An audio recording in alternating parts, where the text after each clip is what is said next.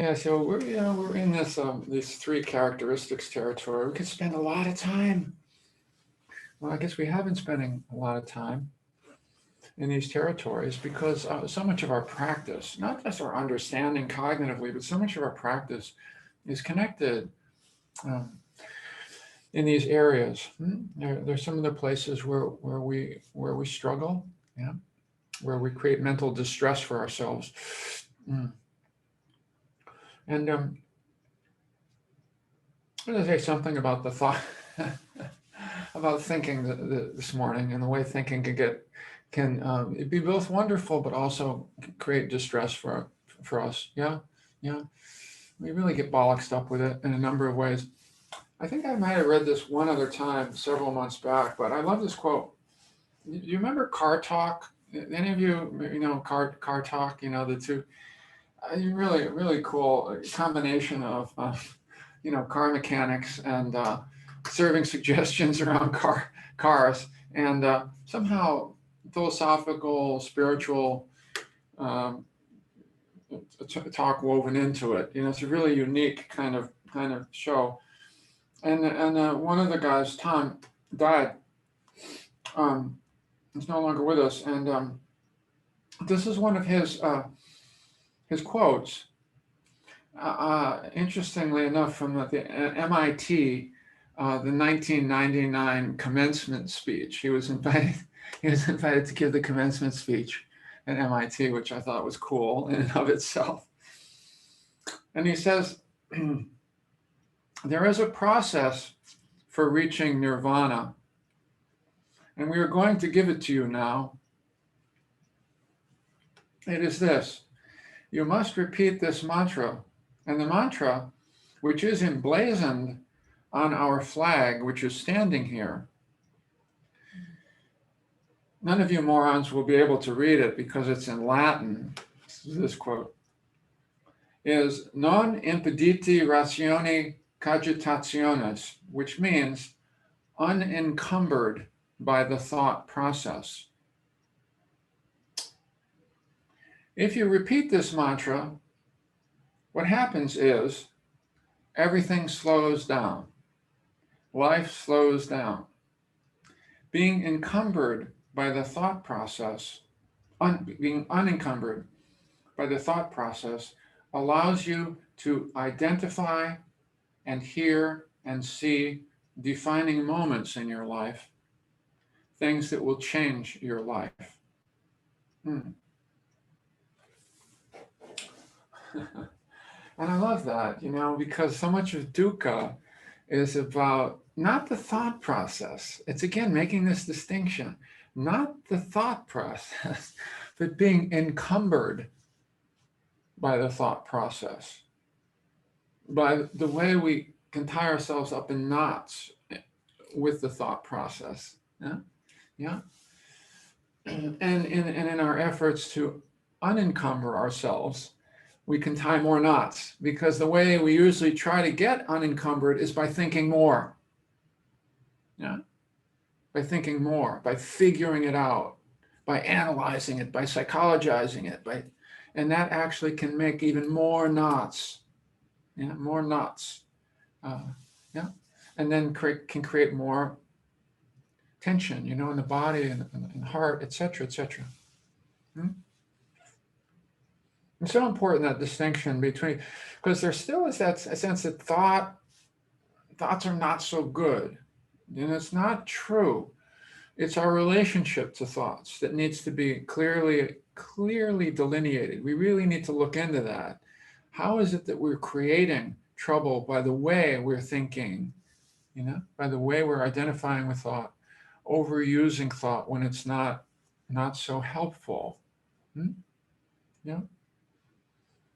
The ways we continue to whisper, we first say this, not such kind things into our own ears. In fact, I was thinking this morning as I was, what am I going to talk about this morning? Sometimes things just come.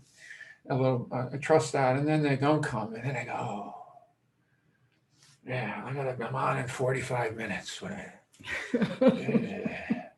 Kind of a blank piece of paper here, And I thought, wow, Bill, you know, this is the thought that came into my head. It doesn't really matter, Bill, because you kind of sound like a broken record. And then I thought, what? What? I'm so glad I caught that. You know, what an awful metaphor that is in a way. Sounding like a broken record, you know?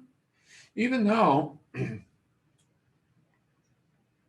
it's true that repetition in meditation is very, very important.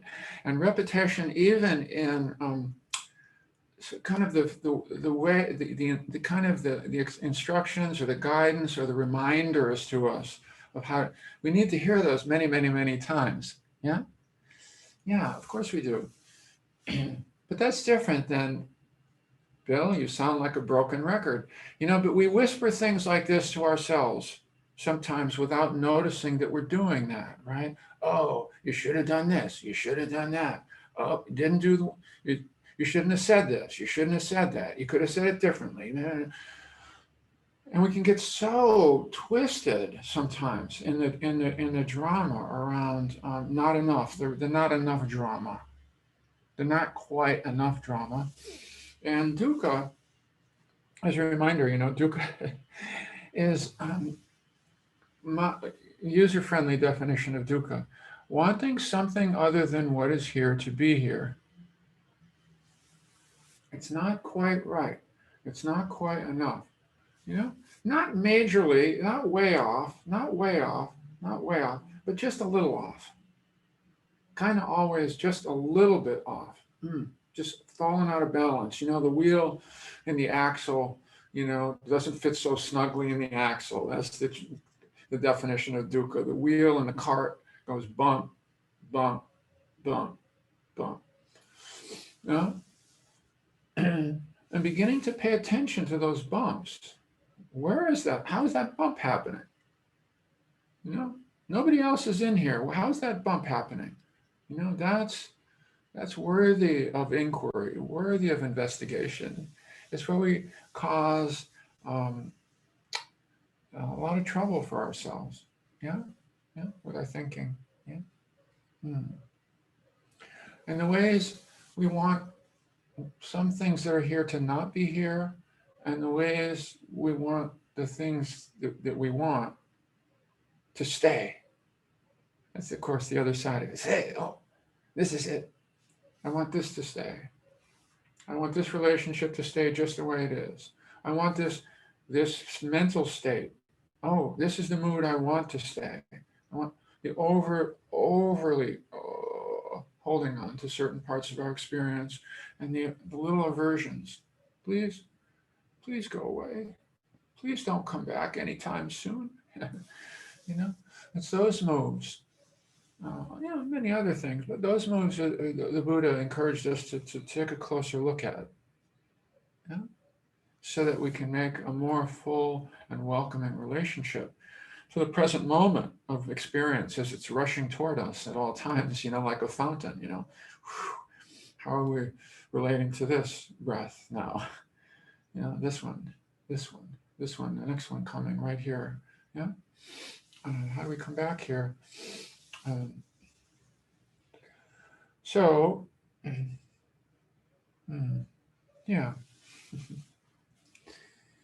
Yeah. So beginning to attend to that more. We are attending to that, but it's one of those threads, you know, the way we're relating to our experience, you know, the way we're relating to it, the way we're finding it to not be quite enough. Yeah? Very important inquiry. Yeah. And how do we let that go and find ourselves right here in an embarrassment of riches, right here. Yeah. Yeah. Here in these bodies, breathing, awareness, safe enough,